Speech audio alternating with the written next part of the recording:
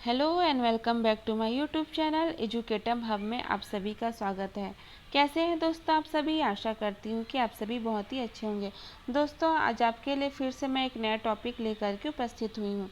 पिछले पार्ट आज का हमारा टॉपिक है भारतीय राष्ट्रीय आंदोलन का पार्ट 2 है।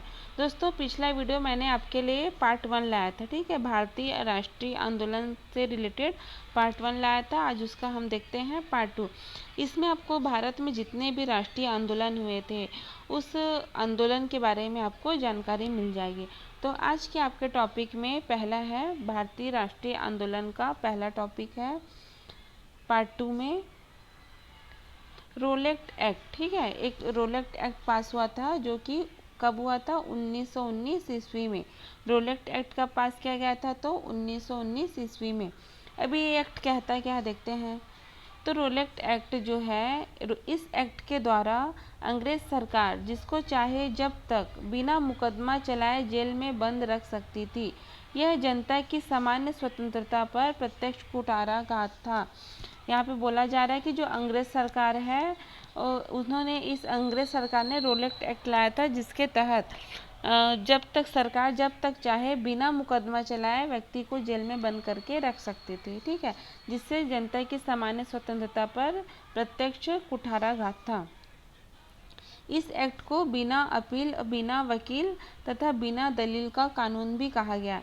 इसे काला अधिनियम एवं आतंकवादी अपराध अधिनियम के नाम से भी जाना जाने लगा, ठीक है। इस एक्ट के विरोध में 6 अप्रैल 1919 ईस्वी को एक देशव्यापी हड़ताल करवाई गई। दिल्ली में इस आंदोलन की बागडोर जो है स्वामी श्रद्धानंद ने संभाली, ठीक है। 6 अप्रैल 1919 ईस्वी को एक देशव्यापी हड़ताल हुई है।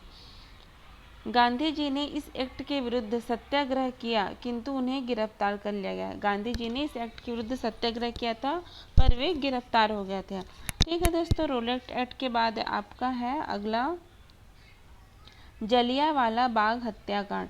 आपके एग्जाम में अक्सर पूछा जाता है कि जलियांवाला बाग हत्याकांड कब हुआ था। तो ये हुआ था 13 अप्रैल 1919 ईस्वी में, ठीक है। 13 अप्रैल 1919 ईस्वी में। अब देखते हुआ क्यों था। तो जो रोलेक्ट एक्ट था, तो रोलेक्ट एक्ट के विरोध में जगह जगह जनसभाएं आयोजित की जा रही थी।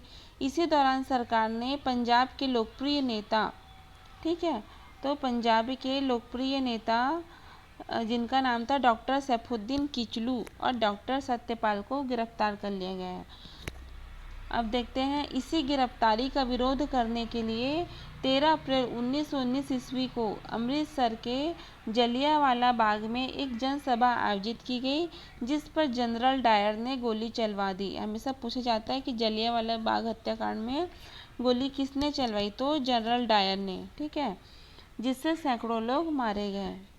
13 मार्च 1940 ईस्वी को सरकार उधम सिंह ने कैक्सटन हॉल में एक मीटिंग को संबोधित कर रहे जनरल डायर की गोली मारकर हत्या कर दी गई। ये जो आपका हुआ था जलियांवाला बाग हत्याकांड 13 अप्रैल 1919 में, ठीक है। उसके बाद सन 1940 में 13 मार्च 1940 में जनरल डायर की गोली मार कर के हत्या कर दी गई उधम सिंह के द्वारा। अब आगे देखते हैं खिलाफत आंदोलन। दोस्तों ये सभी टॉपिक आपके बहुत ही ज़्यादा इम्पॉर्टेंट है, एग्जाम में अक्सर पूछे जाते हैं, ठीक है। तो खिलाफत आंदोलन कब हुआ था तो 1920 ईस्वी में, ठीक है, 1920 में। 1920 ईस्वी में खिलाफत आंदोलन हुआ था। अभी आंदोलन क्या कहता है, खिलाफत आंदोलन 1920 ईस्वी। प्रथम विश्व युद्ध के दौरान ब्रिटेन और उसके सहयोगियों द्वारा तुर्की पर किए गए अत्याचारों ने मुसलमानों को गहरा आघात पहुंचाया। इस आंदोलन में मोहम्मद अली और शौकत अली ने महत्वपूर्ण भूमिका निभाई थी। मतलब खिलाफत आंदोलन में मोहम्मद अली और शौकत अली ने महत्वपूर्ण भूमिका निभाई। नवंबर 1919 ईस्वी में दिल्ली में अखिल भारतीय खिलाफत सम्मेलन में गांधी जी को सम्मेलन का अध्यक्ष चुना गया, ठीक है। 1919 में गांधी जी को एक खिलाफत आंदोलन में खिलाफत सम्मेलन का अध्यक्ष चुना गया। खिलाफत आंदोलन कब हुआ था तो 1920 ईस्वी, याद रखना। अब आगे देखते हैं आपका असहयोग आंदोलन। ये भी जो है 1920 ईस्वी में हुआ था, ठीक है। असहयोग आंदोलन 1920 ईस्वी। तो लाला लाजपत राय की अध्यक्षता में हुए कलकत्ता अधिवेशन में गांधी जी के नेतृत्व में, ठीक है, मेन लीडर कौन थे? गांधी जी के नेतृत्व में असहयोग आंदोलन का प्रस्ताव पारित हुआ। इस आंदोलन के दौरान विद्यार्थियों द्वारा शिक्षण संस्थाओं का बहिष्कार, वकीलों द्वारा न्यायालयों का बहिष्कार और गांधी जी द्वारा अपनी केसरे हिंद की उपाधि वापस की गई। ठीक है, असहयोग आंदोलन में उनका मेन मुद्दा क्या था कि उन्होंने शिक्षण संस्थाओं का, विद्यार्थियों द्वारा शिक्षण संस्थाओं का बहिष्कार हुआ, वकीलों द्वारा न्यायालयों का बहिष्कार हुआ और गांधी जी ने अपने केसरी हिंद की उपाधि वापस की। उसके बाद क्या हुआ? 1920 के बाद 17 नवंबर 1921 ईस्वी को प्रिंस ऑफ वेल्स के भारत आगमन पर संपूर्ण भारत में सार्वजनिक हड़ताल का आयोजन किया गया। ठीक है, फरवरी 1922 ईस्वी में गांधी जी ने सविनय अवज्ञा आंदोलन प्रारंभ करने की योजना बनाई। गांधी जी ने सविनय अवज्ञा आंदोलन की योजना बनाई, परंतु उसके पूर्व ही उत्तर प्रदेश के गोरखपुर जिले में स्थित चौरी चौरा नामक स्थान पर 5 फरवरी 1922 ईस्वी को आंदोलनकारी भीड़ ने पुलिस के 22 जवानों को थाने के अंदर जिंदा जला दिया। ठीक है, जो आंदोलनकारी थे, आंदोलनकारी भीड़ ने पुलिस के 22 जवान को थाने के अंदर जिंदा जला दिया। इस घटना से गांधी जी जो है अत्यंत आहत हो गए और उन्होंने 12 फरवरी 1922 ईस्वी को असहयोग आंदोलन वापस ले लिया। ठीक है, ये सारी जो घटना हुई उसके बाद गांधी जी को बहुत आहत हुआ और उन्होंने असहयोग आंदोलन वापस ले लिया। तो कब लिया? 12 फरवरी 1922 ईस्वी। आंदोलन समाप्त होते ही सरकार ने 10 मार्च 1922 ईस्वी को गांधी जी को गिरफ्तार कर लिया और असंतोष बढ़ाने के अपराध में 6 वर्ष की कैद की सजा सुनाई गई। तो 10 मार्च 1922 जी गांधी जी गिरफ्तार हुए, उन्हें 6 वर्ष का कारागार भी हो गया। आगे देखते हैं स्वराज पार्टी। तो स्वराज पार्टी कब आया? 1923 ईस्वी में। ठीक है, 1923 ईस्वी में असहयोग आंदोलन की सभा। ठीक है दोस्तों, यहाँ पे थोड़ा प्रिंटिंग मिस्टेक है।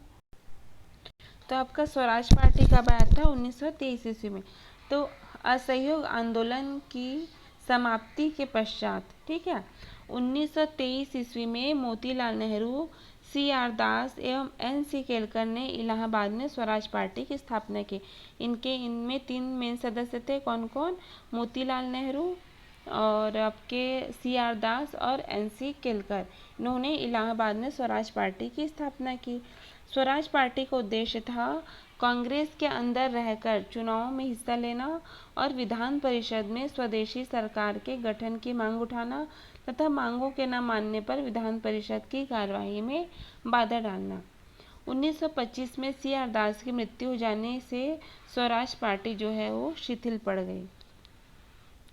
अब इसके बाद आपका देखते हैं, बहुत ही मेन टॉपिक है आपका, एग्जाम में अक्सर इससे क्वेश्चन पूछा जाता है। ठीक है, तो स्वराज पार्टी के बाद आपका है साइमन कमीशन। साइमन कमीशन आपका कब हुआ था? 1927, मतलब 1927 ईस्वी में। ठीक है, साइमन कमीशन 1927 ईस्वी में। तो ब्रिटिश सरकार ले सर जॉन साइमन, इनका नाम था सर जॉन साइमन। ब्रिटिश सरकार ने सर जॉन साइमन, ठीक है, सर जॉन साइमन के नेतृत्व में 7 सदस्यों वाले आयोग की स्थापना की, जिसमें सभी सदस्य जो है वो ब्रिटेन के थे। 8 नवंबर 1927 ईस्वी को इस आयोग की स्थापना की घोषणा हुई। साइमन कमीशन में जो भी नेतृत्व करता थे वो 7 सदस्य थे और ये सारे के सारे जो हैं वो ब्रिटेन के थे। तो 8 नवंबर 1927 ईस्वी को इसकी घोषणा हुई। अब आगे क्या कहता है ये साइमन आयोग? तो इस आयोग का कार्य इस बात की सिफारिश करना था कि क्या यहाँ के लोगों को अधिक संवैधानिक अधिकार दिए जाए, यदि दिए जाए तो उनका स्वरूप क्या हो। इस आयोग में किसी भी भारतीय को शामिल नहीं किया गया, जिसके कारण भारत में इस कमीशन का तीव्र विरोध हुआ। ठीक है, आगे देखते हैं। 3 फरवरी 1928 को जब आयोग के सदस्य बम्बई पहुंचे तो इसके खिलाफ एक अभूतपूर्व हड़ताल का आयोजन किया गया। काले झंडे तथा साइमन वापस जाओ के नारे लगाए गए। ठीक है, काले झंडे से तथा साइमन वापस जाओ के नारे लगाए गए। आयोग के विरोध के कारण लखनऊ में जवाहरलाल नेहरू, गोविंद बल्लभ पंत आदि ने लाठियां खाई और लाहौर में लाठी की गहरी चोट के कारण लाला लाजपत राय की अक्टूबर 1928 ईस्वी में मृत्यु हो गई। साइमन कमीशन ने 27 मई 1930 ईस्वी को अपनी रिपोर्टें में प्रकाशित की, जिससे प्रमुख सिफारिशें थी। ठीक है, तो साइमन कमीशन ने 27 मई 1930 ईस्वी को अपनी रिपोर्ट प्रकाशित की, जिसकी प्रमुख सिफारिशें थी। तो क्या क्या था उसकी रिपोर्ट में? तो उसकी रिपोर्ट में पहला था 1919 ईस्वी के भारत सरकार अधिनियम के तहत लागू की गई द्वैध शासन व्यवस्था को समाप्त कर उत्तरदायी शासन की स्थापना हो। जहां द्वैध शासन व्यवस्था था उसको समाप्त कर उत्तरदायी शासन की स्थापना हो। भारत के लिए संघीय संविधान होना चाहिए और केंद्र में भारतीयों को कोई भी उत्तरदायित्व न प्रदान किया जाए। ये सब था साइमन कमीशन का। ठीक है, उसके रिपोर्ट में कि केंद्र में भारतीयों को कोई भी उत्तरदायित्व न प्रदान किया जाए। उच्च न्यायालय को भारत सरकार के नियंत्रण में कर दिया जाए और बर्मा को भारत से विलग कर दिया जाए तथा उड़ीसा एवं सिंध को अलग प्रदेश का दर्जा दिया जाए। ठीक है, प्रांतीय सरकार व गवर्नर जनरल अल्पसंख्यक जातियों के हितों के प्रति विशेष ध्यान दे। ठीक है दोस्तों, तो ये आपका था साइमन कमीशन के अंतर्गत। आज की वीडियो में इतना ही। आगे और हम आपके लिए नया वीडियो लाते रहेंगे।